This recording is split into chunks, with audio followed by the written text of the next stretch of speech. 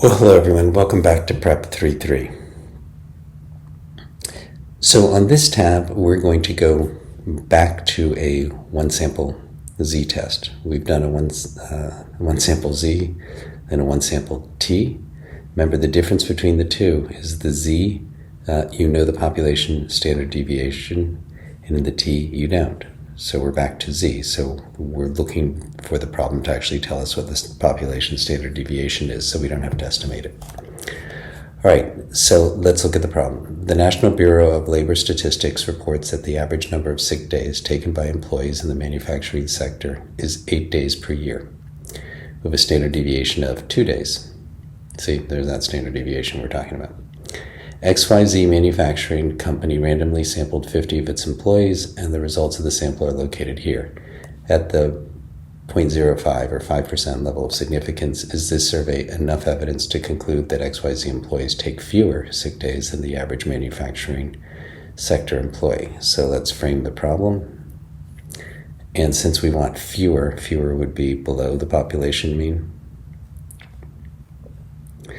And the case then below is left, so one sample, one-tailed left. The distribution on this one is a z distribution, and the function that goes along with z is norm.s.dist.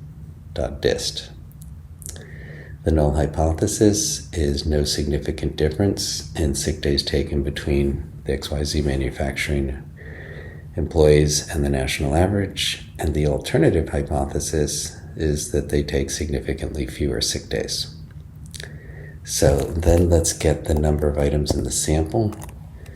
So that is equal to a count of everybody here. So it's 50, which matches what they said in the problem, so that's good.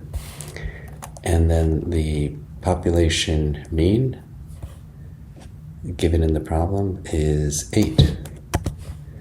And the population standard deviation given in the problem was 2. And then we'll calculate the same things for the sample. So the sample mean is the average of the sick days taken. And the sample standard deviation is STDEV.S because it's a sample of the sick days taken. All right, now we're ready for the sampling distribution. So the mean of the sampling distribution, and we know that this is true, always true, that the mean of the sampling distribution will be the same as the population mean. So it's going to equal that population mean. And the expected variability of the sampling distribution. And, okay, well, this is kind of interesting because if you look over here, you can see the population, the sample here. And then you can see the population, and you can see that the means are really close. Okay, so this is probably going to end up being a pretty small number.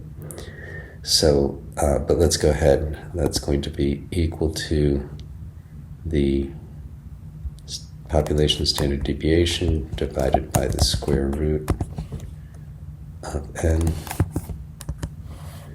Yeah, it's pretty small. Okay, and so now we have the sampling distribution, which is really what we wanted, because this sampling distribution tells us, hey, look, if you did this 1,000,000 times, where would your samples come out?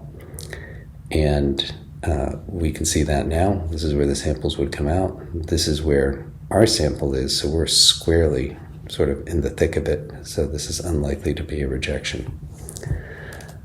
And by the way, you should always try to look at data that way. Don't just go for the numbers, do I reject? I mean, that's why pictures are nice, because you can actually tell from the picture where you're going to end up.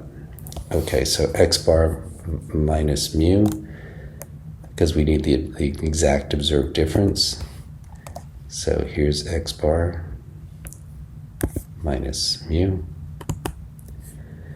And then z is going to be the observed difference divided by the expected variability, which is this standard error.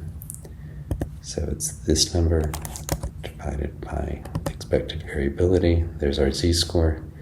And then we need the probability of a z-score right here, which looks like it's going to come out to 31%. But let's see if we can calculate that too. It's just be a good way to check our work. So that's going to be norm.s.dist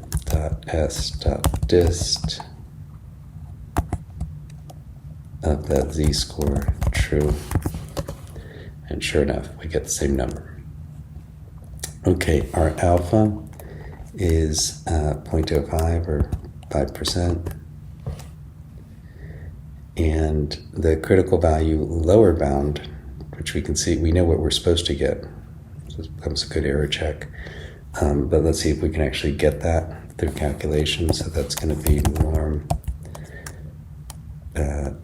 dot s dot inverse of the probability. And bingo, got it.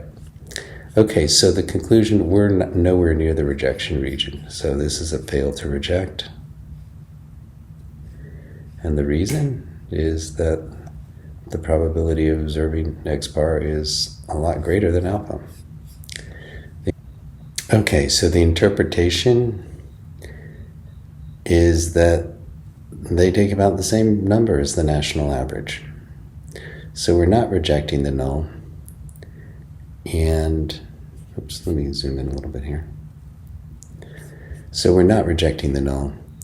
If we're wrong, what type of error would this be? That's going to be a type 2 error. And then for the confidence interval, we always start with X bar, which we have above here. So basically saying, where would the population mean be? Our original population mean was this guy here. And then for the X bar, we're going to, for the upper bound, we're going to make that equal to X bar